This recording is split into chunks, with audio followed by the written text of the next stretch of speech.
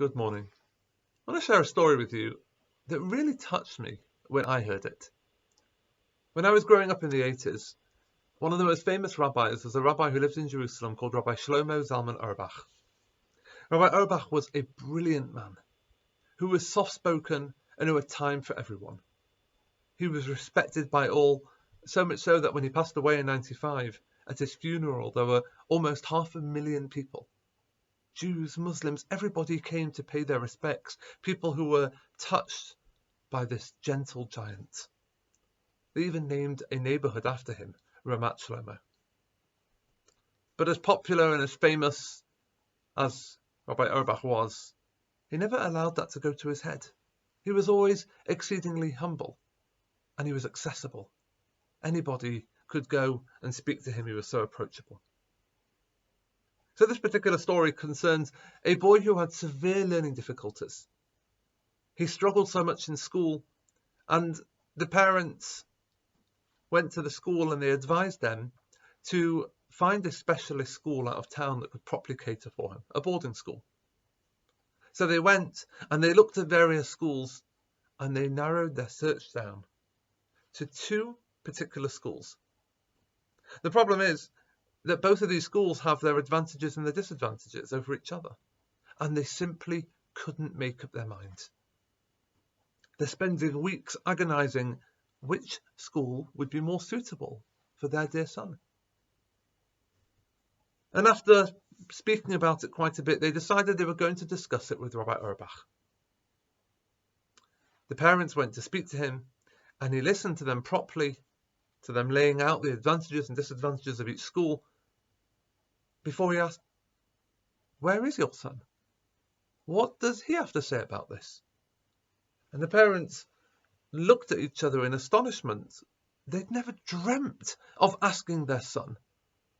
After all, with his condition, surely he wasn't in the best position to choose the most suitable school.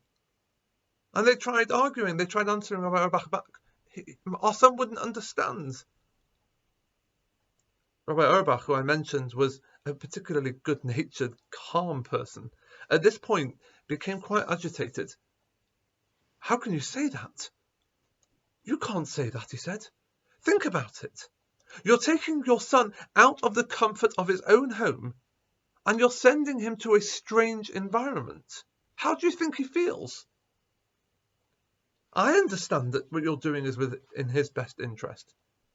But he needs to be reassured that you're not abandoning him. He needs to know that he's not being forced out, that he's not being betrayed." And the parents were speechless. This is their dear child, and Rabbi Auerbach's never met their child, but he cares so much about their child's feelings. The parents looked at him, and Rabbi Auerbach said to them, Go bring your son. Come back with your son." The parents understood Rabbi Auerbach meant business. He understood what their son was. So they went back and they got their son and they came back again to Rabbi Auerbach. And the three of them sat in front of Rabbi Auerbach, this world-famous, aged, experienced rabbi. And Rabbi Auerbach says to him, "What's your name?" The young boy hardly spoke. He looks at the rabbi and he says, "Akiva. Akiva." Rabbi Auerbach says, "Hello, Akiva. My name is Shlomo Zalman Auerbach. I am one of the oldest and most experienced rabbis in Jerusalem, and everyone listens to me." The parents are astonished. They're floored. They knew the rabbi, and he never spoke like that. And Rabbi Auerbach continues. He says, "Akiva, you're going to enter a special school now. And I would like you, Akiva, to represent me, to look after all of the religious matters in this school. I'm now going to give you smicha. I'm going to give you rabbinical ordination. That means I'm going to make you into a rabbi, as if you've passed all of your tests, and I want you to use this honor wisely." The parents related that they had never seen their son's eyes light up like this before. The boy was so excited very uncharacteristically, he leapt up and he gave Rabbi Auerbach a great big hug. And he promises him that he was going to do as he was instructed. And that's what happened.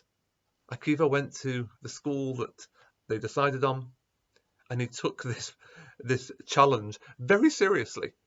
So much so that at times Akiva chose not to come home for the weekend, insisting that he had a unique responsibility to everybody else there. Very touching story. A story of a rabbi who believed in everybody, never giving up on anyone. This week's parasha is Behaalosecha.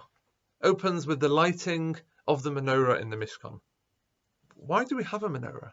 What does the menorah symbolize? It's the light. The light is like the light of Torah, the light of education. Behaalosecha means that when lighting, you don't just hold the match to the flame and then move on quickly to the next one.